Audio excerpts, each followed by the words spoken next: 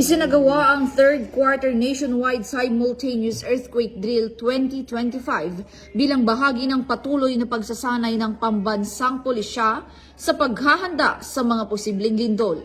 Ang drill ay pinangunahan ng mga tauhan ng Philippine National Police kasama ang National Disaster Risk Reduction and Management Council at Bureau of Fire Protection, kung saan nagkaroon ng iba't ibang senaryo na maaaring mangyari sa panahon ng sakuna. Ito ay upang mapanatili ang kahandaan ng pulisya at malaman ang kanilang mga dapat gawin, lalo na sa pagresponde sa mga ganitong sitwasyon. Tuloy-tuloy naman ang pambansang pulisya sa pagpapalakas ng kanilang kakayahan at kahandaan na may kaugnayan sa pagpapatupad ng kanilang sinumpaang tungkulin.